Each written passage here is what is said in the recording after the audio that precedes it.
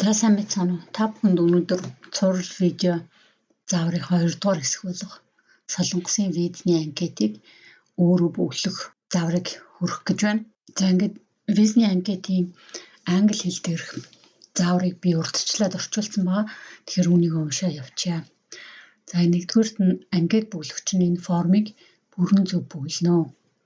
Анкетийг дармал үсгээр англи эсвэл солонгос хэлээр бөглөнө. Олон сонголттой асуултанд энэ зөв гэсэн тэмдгийг хэрэглэнэ. Хэрэг бусад гэсэн хариултыг сонгох бол дэлгэрэнгүй мэдээллийг өгсөн хэсэгт очинэ. За ингээд нэгдүгээр хэсэг нь personal details буюу өөрийн хувийн мэдээлэл байгаа. Зургийн хувьд паспортын зургийн хувьд шаардлага сүүлийн 6 сарын дотор авахулсан 35-ыг харьцан 45 мм хэмжээтэй цээж зураг, нүрийг бүтэн харуулсан малгайгүй зургийн арын фонд цагаан байх гэсэн шаардлагатай байна. Ингээ нэгдүгээрт family name буюу овг. За би ингээд жишээ зөв хуурамч нэр зохиоод ингээ сайхан овгтой given name нь өөрийн нэр байгаа. Ирээдүйд гээд ингээд дандаа англиар бичиж шүү дээ. За энэ нэгийн хоёрыг алгасаж болно. Яагаад гэвэл энэ хятад нэртэй хүмүүс хятад ханзаа бичих хэрэгтэй юм шиг үл. За ингээ нэгийн гуравт хүүс. За хэрвээ эрэгтэй бол энэ эрэгтэйгийн ард хаалтан дотор зөв тэмдгийг тавиад эмэгтэй бол эмэгтэйгийн ард хаалтны тэмдэгт энэ зөв тэмдгийг тавина. Нэгийн дөрөв нь төрсөн өдрөө бичих дараалал нь эхлээд оноо бичээд сараа бичээд өдрөө бичнэ.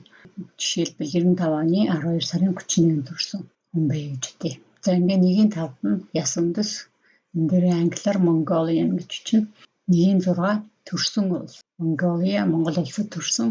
Нэгийн 7-д иргэний үнэмшлийн дугаар. За тэгээд регистрийн дугаараа өөртөө ингээд англи үсгээр эхний 2 үсгийг нь бичээд ингэж бичнэ. Нэгийн 8 анкет мэдүүлэгч нь Солонгос улс руу гарах үедээ ямар нэгэн өөр нэр хэрэглэж байсан уу гэсэн асуулт байна. За хэрвээ үгүй бол no гэдгийн ард зөв тэмдгийг тавиад тийм бол yes гэдгийн ард зөв тэмдгийг тавиад хэрэг тийм бол мэдээллийг доор бичнэ үү гэд өөр нэрээр хэрвээ орж гарч байсан бол энэ даваагаа бичээд англиар энд нэрээ бичихнэ. За нэгийн 9 анкет мэдүүлэгч нь нэгээс илүү улсын иргэншилтэй юу? Үгүй бол no-ийн ард зөв тэмдэг.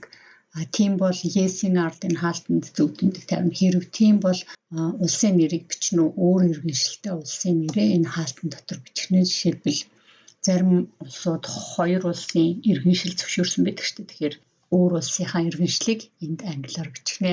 За 2 дугаар хэсэгт нь details of visa application буюу визний анкетийн дэлгэрэнгүй мэдээлэл. За 2-1 үлдэх хугацаа, урт богино хугацаа. Урт хугацаа нь 90-с дээш хоног. Хэрвээ 90-с дээш хоног үлдэх юм бол энэ хаалтан дотор зөв тэмдэг тавина. Богино хугацаа буюу 90 хүртэлх хоног гэх юм бол энэ хаалтан дотор зөв тэмдгийг тавих нэ. 2-2-т зорилго. За зорилгоо та нар өөрсдөө ямар зорилгоор явах гэж байгаа мөн англиар чинь туристээр бол аяллаар бол туризм гэж үчээд оюутан бол student. За тэгээд хурал цуглаанд явах гэж байгаа бол conference гэл одоо юу гэдэг хүний зорилго явах зорилго нь өөртөө түүнийг энд чинь. За энэ хэсгийг бүглэхгүй яагаад гэвэл энэ элчин сайдын яамныхан өөртөө бүглэх хэсэг байгаа. За 3 дугаар хэсэгт нь паспортын мэдээлэл гэж байна. 3-1-т паспортын төрөл. За дипломат паспорттой бол энэ хаалтанд зөв тэмдгийг бичгэн. Энгийн паспорт бол энд зөвийг бичээд албаных бол энд зөвлөөд бусад гэх юм бол энд зөвлөөд за хэрэг бусад гэдгийг зөвлөсөн бол мэдээллийг бичнэ. За би энд тиймгээ буруу бичиж. Тэгээд энэ хаалтан дотор өөрийн чинь паспортын төрөл энэ ангиллуудаас өөр байх юм бол түүнийг энд бичихнэ. За 3-2 паспортын дугаар 7 дугаар гэдэг чинь түүнийг оруулаад 3-3 паспортын олгосон улс Монгол Mongolia гэдэг англиар чинь олгосон газар нь иргэний бүртгэл мэдээллийн төвгээд англиар General Authority for State Registration of Mongolia гэдэг англиар чинэ. За 3-5-д олгосон өдөр сар он дараалал нь өдрөө хичээд сараа хичээд оноо хичээн дуусах хугацаа мөн адилхан өдөр сар оноо бичнэ. Анкет мэдүүлэгч нь өөр паспорттой за энэ 3-6 7 юм шиг байна. Би тэрийг дарчиж анкет мэдүүлэгч нь өөр паспорттай юу гэсэн асуулт байна. За хэрэг үгүй гэвэл энэ no гэснийг чагтлаад зөв тэмдэг тавиад хэрэг тийм бол энд зөвлөөд тэгээ хэрэг тийм бол мэдээллийг бичнэ үү. Өөр пассворттой бол мөн энэ хэсэгт өөр пассвортынхаа мэдээллийг энэ хэсэгт өөр пассвортынхаа мэдээллийг оруулах нь. За пассвортны төрөл нь юу юм? Дипломат пассворт бол энд зөвлөөд мөн адилхан энгийн албаны бусад гэдэг ингээд сонголтоо энд хийх нэ. Тэгээ мөн пассвортын дугаараа оруулаад Монгол улс дуусах хугацаагаа оруулах нэ. За дөрөвдүгээр хэсэгт холбоо барих мэдээлэл. 4-ийн 1 нь анкет мэдүүлэгчийн их орон дох оршин суугаа гэрээ хаяг. За үүнд та англиар өөрхийн гэрээ хаягийг жишээлбэл Сүхбаатар дүүрэг, 17 дугаар хороо, 5 дугаар байр, 23 тоод Улаанбаатар хот гэдэг. За ингээд 4-2-т нь болохоор одоогийн оршин сууж байгаа хаяг. Буюу хэрвээ энэ дээрх хаягнаас өөр хаягн дээр амьдарчвэл тэр хаягаа энд бичнэ гэсэн үг англиар. За 4-3 гар утасны дугаар орууллаа. Утасны дугаар гэрийн утасны дугаар энд оруулаад имэйл хаягаа энд оруулаад 4-5 нь яаралтай тусламжийн үед холбогдох хүний мэдээлэл уг хүнийхээ овог нэрийг энд оруулаад жишээлбэл Болдын туяа тэгээд тантай аль улсын иргэн болох Монголиа утасны дугаар нь энд тэгээд тантай ямар холбоотой аав ч юм уу ээж ч юм уу ах эгч найз тэр өөртөө чинь ямар холбоотой юм тэрийг өндөрчих нэ. За 5 дугаар хэсэг гэрлэлтийн байдал гэр бүлийн мэдээлэл 5-ын 1-т одоогийн гэрлэлтийн байдал. За хэрэг та гэрлсэн бол энд зөвлөөд салсан бол энд хаалтанд зөвлөөд ганц бие бол энэ хаалтанд зөвлөх нэ. 5-ын 2-т гэр бүлийн хүний мэдээлэл хэрэг гэрлсэн бол эхнэр нөхрийн мэдээлэл энд доор оруулах нэ. За аад нь овог нь англиар болд. За бэд нь нэр нь туяа. Сид нь төрсөн он сар өдөр оноо бичээд сараа хичээд өдрийг бичгэнэ. За дид нь үндэс угсаа Mongolian 6-ад нь гэрийн хаяг. Тэгээ гэрийн хаягаа яг энэ түрүүчи 4-р хэсэгт оруулсан шиг яг адилхан англиар тэгээ бичнэ. F-т нь утасны дугаараа бичнэ. 5-ын 3-т нь анкет мэдүүлэгч нь хүүхэдтэй юу? За үгүй бол энд зөвлөөд, тийм бол энд зөвлөөд тэгээд хэдэн хүүхэдтэй хүүхдийн тоог энд тоогоо тавих нэ. За 6-р хэсэгт боловсрол 6-гийн 1-т анкет мэдүүлэгчийн боловсролын зэрэг тэгээд хэрвээ та мастер докторийн зэрэгтэй бол энд зөвлөөд ерөнхий боловсролын гэрчлэгээтэй бол энд зөвлөөд бакалаврын зэрэгтэй бол энд зөвлөөд бусад гэдэг дээр бол энд зөвлөх нэ. За хэрэг бусад гэдгийг сонгосон бол энд хаалтанд мэдээлэл оруулах нэ. Эдраас одоо бусад мэргэжлийн гэрчлэгээ гэж болно шүү дээ. За түүнийг энд оруулах нэ. За 6-гийн 2-т нь сургуулийн нэрээ оруулах нь жишээлбэл Монгол Улсын их сургууль гэх юм бол National University of Mongolia. За ингээд 6-гийн 3-т нь сургуулийнхаа хаягийг оруулах нь ингээ англи хэл дээр оруулах нэ. За саяын 5-6 дугаар хэсэгт гэрлэлт болон гэр бүлийн байдал мөн боловсролын талаар мэдээлэл оруулсаныхаа дагуу та бүхэн бичиг баримтаа ямар бичиг баримт бүрдүүлэх вэ гэдгээ энэ Visa Finder гэдэг нэг файлаас харчихна. Тэгээ үүнийг болохоор виз мэдүүлгийн төвийн албан ёсныхаа хуудас руу ороод за энэ элчин сайдын яамны вебсайт дээр байгаа түрүүчийн видеон дээр маш дэлгэрэнгүй үзүүлсэн энэ иши хаяг руу ороод за тэгээд энэ дотроо Visa Finder гэдэг энэ файлыг дараад за энэ дотор санамж хэсэгт нь 3 дугаарт нэмж утсан байна л да. Бүх бичиг баримтыг их хуваар нь мэдүүлэх ёстой бөгөөд диплом, төрсний гэрчлэгээ, гэрлэлт бүртгэлийн гэрчлэгээ зэрэг бичиг баримтыг шалгаж дууссаны дараа их хувийг буцаан олгох бөгөөд бусад бичиг баримтыг буцаан олохгүй гэсэн байна. Бүрдүүлж өгсөн бичиг баримтыг хүчинтэй хугацаанд нь багтааж өгөх ёстой ба хүчинтэй хугацааг тусгайлан заагаагүй бол зөвхөн олгогдсон өдрөөс хойш 3 сарын дотор гаргасан бичиг баримтыг өгч болно гэд. За тэгээ та бүхэн энэ виз мэдүүлэх шаардлагатай бичиг баримтын жагсаалт гэсэн энэ хэсгээс бүх мэдээлэл нь ерөөсөө маш дэлгэрэнгүй монгол хэл дээр байгаа шүү. За 4-р нь Монгол улсын төрийн байгууллагаас олгогдож буй лавлгаа, үүн дотор төрсний бүртгэлийн лавлгаа, гэрлэлтний бүртгэлийн лавлгаа гэх мэт e-Mongolia түүц машинаас авсан байна. Хэрэг e-Mongolia-аас авах боломжгүй нэг зээн үйлчилгээний дүүс авсан тохиолдолд төрсний гэрчлэгээ, гэрлэлт бүртгэлийн гэрчлэгээ зэргийг их хуваар нь лавлгаатай нь хасрагж өгнө. гэх мэтчлэн ямар бичиг баримтыг яаж бүрдүүлж өгөх үү маш дэлгэрэнгүй юм байна. За 5 дугаарт нь хуурамч засварласан зэрэг зөрчилтэй бичиг баримт бүрдүүлж өгөх болон визний хууль бус үйлдэл гаргасан зөрчил нь 2 удаа илэрсэн тохиолдолд уг этгээдийг Монгол улсын хуулийн дагуу хариуцлага үлээлгэнэ гэсэн байна. Солонгос улсын хэлээр нэвтрхийг хязгаарлана. Виз мэдүүлгийн маягт дээр зорчих зорилго холбогдох утасны дугаар ажлын газар зэргийг хуурамчаар бичсэн тохиолдолд виз татгалзах шалтгаан болох бөгөөд тодорхой хугацаар виз олгохоос татгалзнаа. Зорчих зорилгыг тодорхойлох зэрэг визний мэдүүлгийн шалгахын тулд шаардлагатай тохиолдолд бүрдүүлэх бичиг баримтыг нэмж хасах болон виз мэдүүлэгчтэй ярилцлага хийх боломжтой. Виз олгогдсон боловч хэлээр нэвтрэх нөхцөлийг хангахгүй гэж үзвэл Солонгос улсын нисэх онгоцны буудал далайн бомб дээр хэлээр нэвтрүүлэхээс татгалзаж болно. За гэх мэтчлэн ингээд санамжууд та бүхэн ерөөсөө залхууралгүй бүгдийг нь уншсан байхад бол эндээс маш их мэдээлэл олж авъя шүү та нар.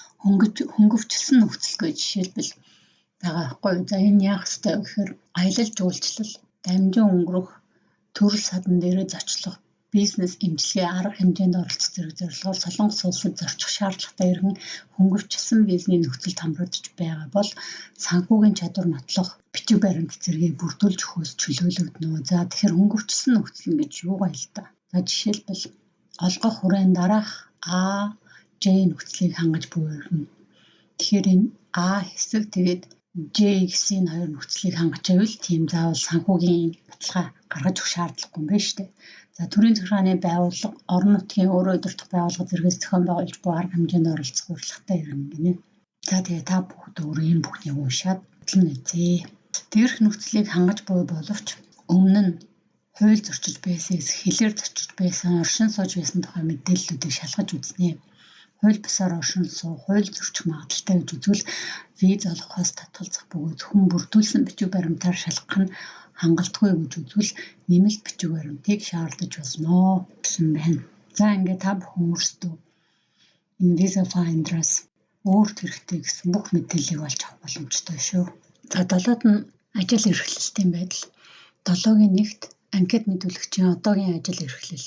Үүнд та хэрвээ компани захирал бол энийг зөвлөх нь байна. Засгийн газрын ажилтан бол энийг зөвлөх нь байна. Ажилгүй бол энэ unemployed гэдгийг зөвлөх нь байна. Хуваараа хөдөлмөр эрхлэгч бол энийг зөвлөөд оюутан бол үүнийг бусад гэдэг дээр үүнийг албан хаагч бол энд тэтгэврт гарсан хүн бол үүнийг ингээд тус зөвлөх нэ. Хэрэг бусад гэдгийг сонгосон бол мэдээллийг оруулна уу гэсэн байна. Бусад гэдэг дээр одоо та энэ дээрх албан тушаалууд дээр таних байхгүй байгаа бол өөрийнхөө энд англиар бичих нэ. За 7-гийн 2-т нь ажил эрхлэлтийн мэдээлэл. За тэгээ Аад нь ажлын газрын болон компанийн нэр, институт, сургуулийн нэр. За хэрвээ та оюутан бол Монгол Улсын их сургууль гээд сургуулийнхаа нэрийг англиар бичгэнэ. Албан тушаал эсвэл курс нь юу юм? За албан тушаал бол менежер 2 дугаар курс, 3 дугаар курс, за тэгээ эдгээр курсын нэрийг энд бичгэнэ байна. За сид нь сургуулийн хаяг англиар мөн ингээ хаягаа бичиж утасны дугаараар оруулах нэ. За бүрдүүлэх бичиг баримт дээр ажлын газрын тодорхойлолт оюутан бол сургуулиасаа энэ сурдаг нь үнэн болно гэх мэтчлэн бичиг бүрдүүлэх нь ойлгомжтой шүү дээ. Тэгэхээр жишээ олгоод богино хугацааны аялал жуулчлалын C39 гэсэн визэнд ямар бичиг баримт бүрдүүлт юм бэ? Тэрийг ингээд зөвхөн харцгаая. Олгох хүрээ 90 хоног хүртэлх хугацаагаар Солонгос улсад аялах, Солонгос улсаас нисэх онгоц усан онгоцонд дамжин суух зорилгоор тус улсын хэлээр нэвтрэх тохиолдолд олгоно. Визний төрөл нь богино хугацааны виз 3 сар 90 хоног. 2 удаагийн double visa D буюу 6 сар 90 хоног. Олон удаагийн виз буюу 3 жил 5 жил тэнийг удаа орохдоо 90 хоногийн имерхтэй. За бүрдүүлэгч баримтыг харъя. 1-р виз мэдүүлгийн маягт сүүлийн 6 сарын дотор авсан ийм хэмжээтэй өнгө зураг. За гадаад паспорт хуулбар 1% нэ. За санхүүгийн чадвар нотлох бичиг баримт. За хэрвээ аж ахуйн нэгжийн захирлал татврын тодорхойлолт аж ахуйн нэгжийн гэрчлэгээний хуулбараа бүрдүүлж өгөх нь. Байгууллагын ажилтан бол нийгмийн даатгалын шимтгэл төлөлтийн талаарх тодорхойлолт, ажлын газрын тодорхойлолт. За бусад гэдэг дээр виз мэдүүлэгчийн нэр дээрх дансны сүүлийн 6 сарын хуулга үүнд хамтран эзэмшигч байх боломжгүй гэсэн байна. Дансны хуулгыг хураангуй хэлбэрээр өгөх. Зөвхөн Солонгос улсад хөдөлмөрийн гэрээ ангиллаар ажиллаж буй өргөний шууд хамаарал бүхий гэр бүлийн гишүүн нь сүүлийн 6 сарын шилжүүлэг хийсэн бичиг баримт болон дансны хуулга, банкны гүйлгээний баримт их хүү, гадаад иргэний үнэлгээний холбоор урд тал, ард тал. За дөрөвдүгüүрт нь гэрлэлтийн давалгаа. Насанд хүрээгүй хүүхэд 19-өөс доош насныхан бол төрсний бүртгэлийн давалгаа, эцэг эхийн төрсөн он, сар, өдөр бичигдэх бол эцэг эхийн биеийн байцаалтын хуулбар авсаргана. За 19-өөс доош насныхан болон 55-аас дээш насныхан гэр бүлийн хамт виз мэдүүлэх тохиолдолд санхүүгийн чадвар нотлох бичиг баримтаас чөлөөлөгдөнө. За гэх мэтчлэн аяллаа богино хугацааны C3-9 гэсэн визэнд ямар бичиг баримт бүрдүүлэх вэ гэдэг энд маш дэлгэрэнгүй юм байна. За 8 дугаар хэсэгт аяллаа дэлгэрэнгүй мэдээлэл гэж байна. 8-ын 1-т Солонгос улсад зорчих зорилгоо тодорхойлох нэ. За та аялал жуулчлал юм уу эсвэл дамжин өнгөрөхөөр явж байгаа мó гэдгийг бол энд сонгоно. Бизнес аялал юм уу? Худалдаа, хөрөнгө оруулалт уу? Дипломат, албан ёсны аялал уу? Хурал конференц гэвэл энд сургалт гэх юм бол энд гэр бүл хамаатан найзандаа зочлох гэх юм бол энд бусад гэх юм бол энийг сонгоод эрүүл мэндийн аялал бол энд ажиллах зорилгоор явж байгаа бол энийг гэрлэлт болох юм бол үүнийг сонгох нэ. За хэрэг бусад гэдгийг сонгосон бол та энд мэдээллийг оруулна. Таны явах зорилгод энэ дотор байхгүй бол түүнийг энд англиар тусгах нэ. 8.2 хэд хоногор зорчиж байгаа юм бэ? За ингээд жишээлбэл 14 хоног англиар очих 1 сар бол 1 month гэдэг. За 8.3-т нь хэдний өдөр зорчих юм бэ? Тэгэхээр яг Солонгос улс руу хизээ орох зорилготой байгаа юм бэ гэдгийг он сар өдрөө тавина. 2024 оны 12 сарын 14-нд Солонгост орох төлөвлөгөөтэй зорилготой гэдгийг оруулах нь. 8.4 Солонгост байрлах хаяг очид буудал гэж байна. За үүнд та байрлах очид буудалтаа мэдээж аяллаар явах гэж байгаа хүн бол урьдчилаад очид буудлаа захиалсан байх хэрэгтэй тийм. Та бүхэнд очид буудал болон Airbnb-гээр хэрхэн байр захиалах тухай дараагийн цуврал видеонд оруулна. Солонгос холбогдох утасны дугааранд оруулах нь байна. Тэгээ 8.6-д нь болохоор анкет мэдүүлэгч нь сүүлийн 5 жил Солонгос руу аялсан уу гэсэн асуулт байна. За хэрэг үгүй бол энийг зөвлөд, тийм бол энийг зөвлөд, хэрэг тийм бол энд мэдээллийг оруулнаа. Тэгээ хэдэн удаа орсон гэдгийг энэ хаалтан дотор тоогоо тавих нь. За аяллаа зорилго нь юу ийсэн? Өмнө нь явж исэн. За урд нь туристээр явж исэн бол аялал жуулчлалаар явж исэн бол энэ туризм гэж бичгэнэ. Хэмжлэгээр явж исэн бол одоо түүнийг англиар medical travel гэдэг юм уу тэгээд оруулах нь. Тэгээ аялсан хугацаа нь хэзээ байсан юм бэ? Хэдэн оны хэдэн сарын тэднээс хэдэн оны хэдэн сарын хэдэн хүртэл Солонгос улсад аялсан болно гэдгийг энд харуулах нэ. За Солонгос байрлах хаяг очид буудлын талаар энд Солонгосын виз мэдүүлгийн төвийн албан ёсныхан цахим хуудсан дээр нэг юм зүйл байлаа. Богино хугацаар оршин суух гадаад иргэний байрлах хаягийг зочид буудал зэрэг бүртгэх тухай. За ингээд Солонгос улсын хууль ингээд богино хугацааны визтэй гадаад иргэний байрлах хаягийг бүртгэх ажлыг хэрэгжүүлж эхэлсэн билээ гэж байна.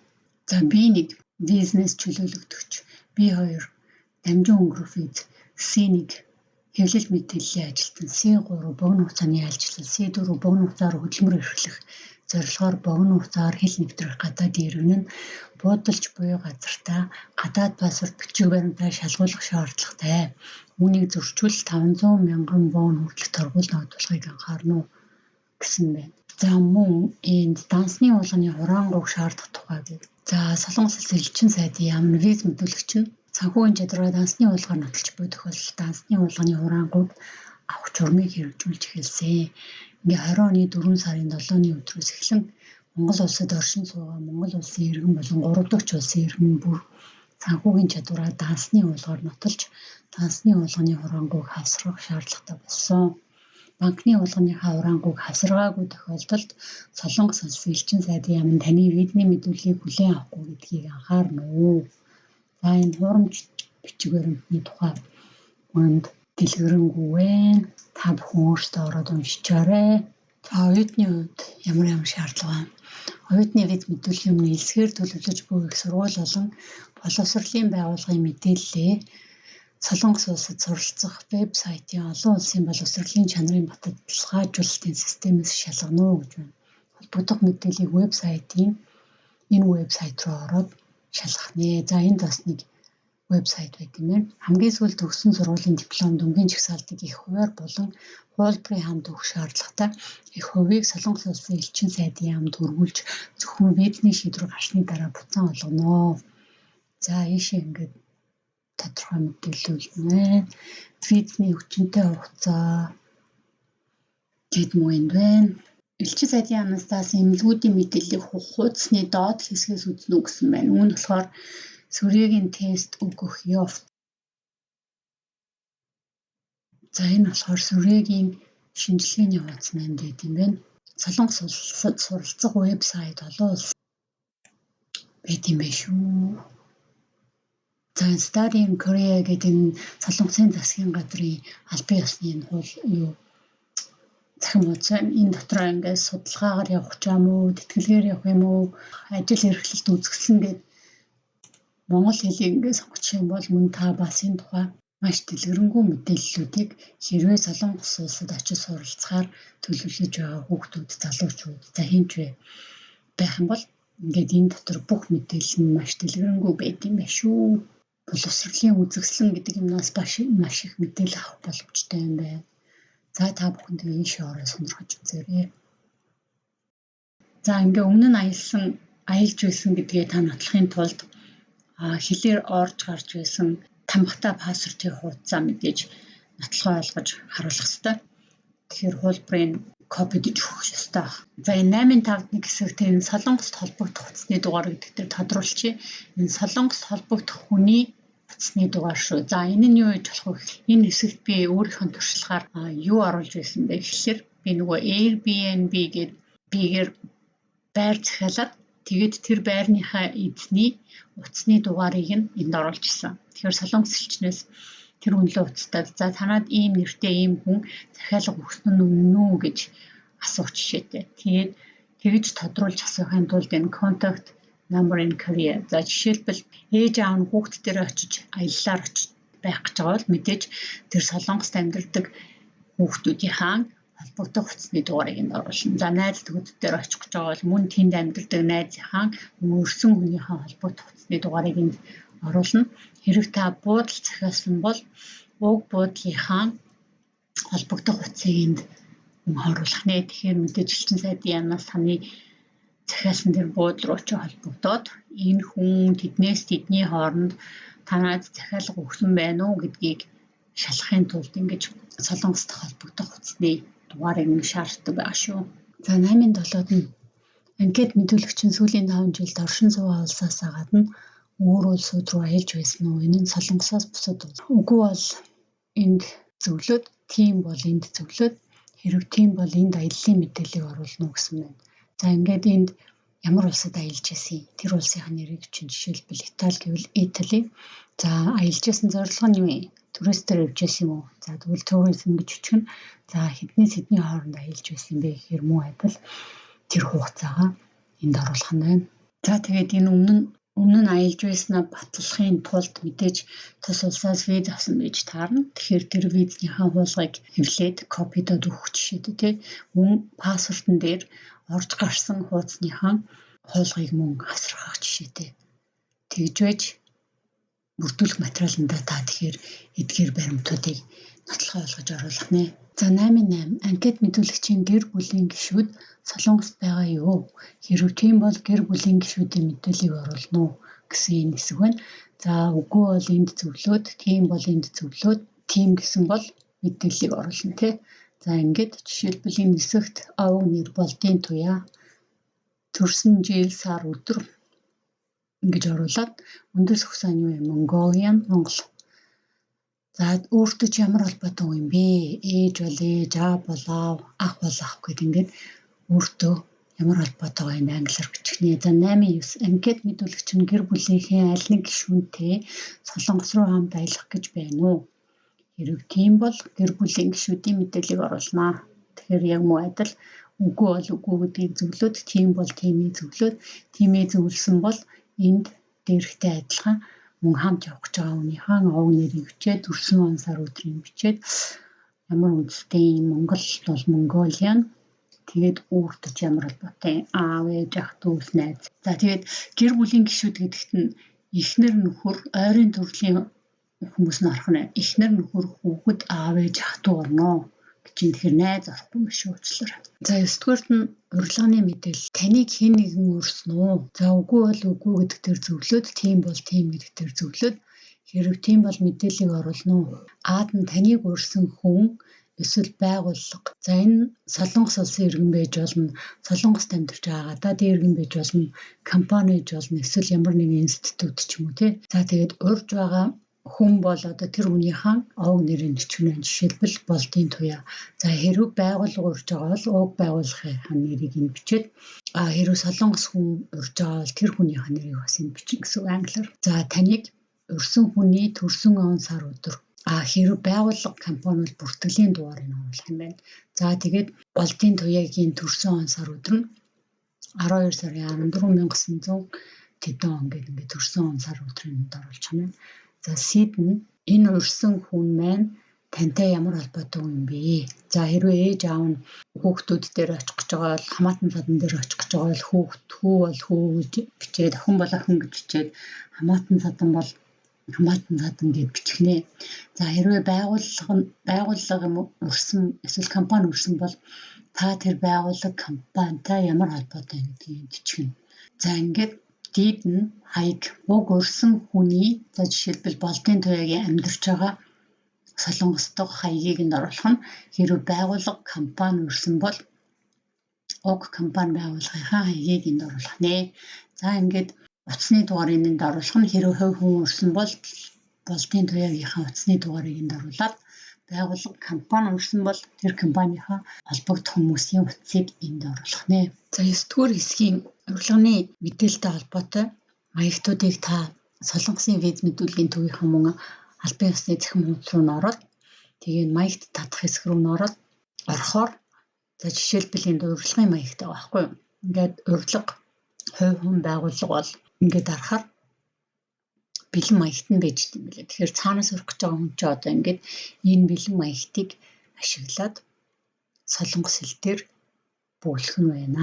Байгууллага бол байгууллага, хувь хүн бол хувь хүн гэх. За дараагийнх нь юу гэж цагаачлалын гэрлэл цагаачлалын визтэй хүмүүсийн гэр бүл зориулсан урилга гэж энэ тустай байдаг байх нь байна. За гадаад эхнэр нөхрийн урилга гэж тустай маягт байдаг байх нь байна. За бусад маягтууд гэдэг дотор нь эх орондоо нутаг буцахыг батлан дааж буй бичиг баримт товч намтрын маягт гэж байна. За энэ товч намтрын маягт нь бас юм солонгос хэл дээр байд юм байна. Тэгэхээр энийг мэдээж солонгос хэллэр мэдээлэл оруулах нь ойлгомжтой юм байна. За элсэлтийн зөвшөөрөл гэхээр мэдээж энэ сургалттай холбоотой маягтай байж болох нь асран хамгаалагчийн батлан даах бичиг. Солонгос улсын иргэнийг ажилд авах хамлалт бичиг. Ажлын байр хайх төлөвлөгөө. Батлан даах бичиг. Урагчийн батлан даалтын бичиг. За ингээл цаанаас урьж байгаа хүний батлан даалтын бичиг гаргадаг байна.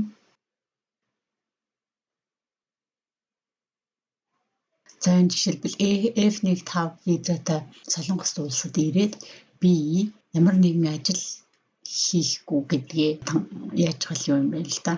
Амлалт бичиг юм байна л да. За ийм амлалт бичгийн маягт гэж байдаг байх нь вэ. Хууль бусаар ажил хийхгүй байх амлалт бичиг байна. Гэрлэлтийн байдлын талаарх дэлгэрэнгүй анкетын за бусад маягтууд дотор виз мэдүүлэгчийн зөвшөөрлийн хуудас гэж ийм маягт байд юм байна.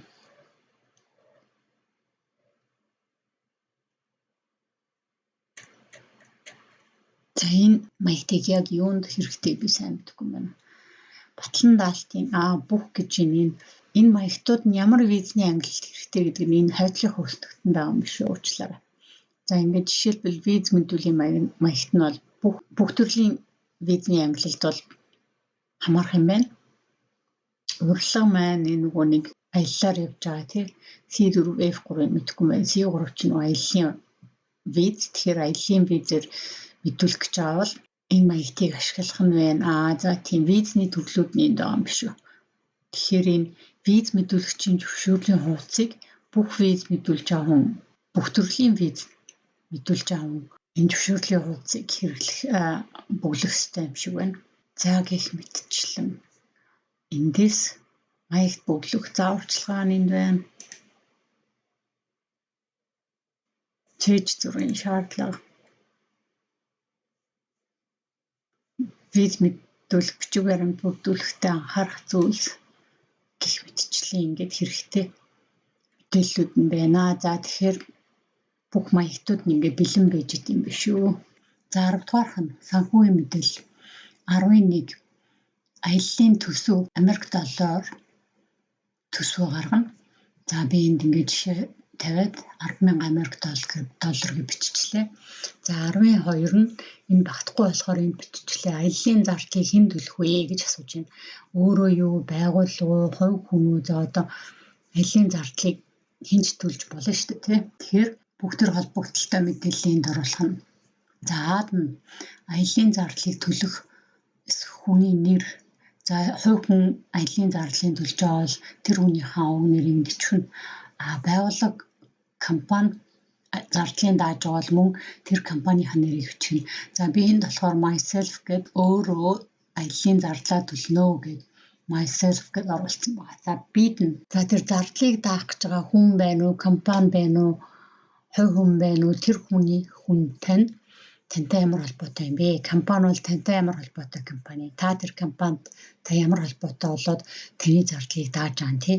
Тэгэхээр энэ болгоныгоо та бүхэн нотлохын тулд одоо нэмэлт бичиг баримтуудыг бүрдүүлэх нь. Хувь хүн жишээлбэл одоо ээж аав тэн амьдардаг хүүхэд нь ээж аваагаа өрсөн гэж болно шүү дээ. За тэгээд манай хүү миний зардлыг даана гэж ивэл энд нь хүү гэж өчөх жишээтэй. За хэрвээ байгууллага миний зардлыг дааж байгаа гэвэл та тэр байгууллагатай ямар холбоотой юм бэ?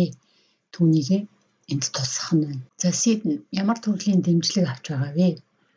За энэ ямар ч төрлийн дэмжлэг гэж болно. Жишээлбэл санхүүгийн дэмжлэг авч байна. Эсвэл тэнд байгаа хүмүүс танд байр хоолоор хангана гэсэн дэмжлэг үзүүлж байна.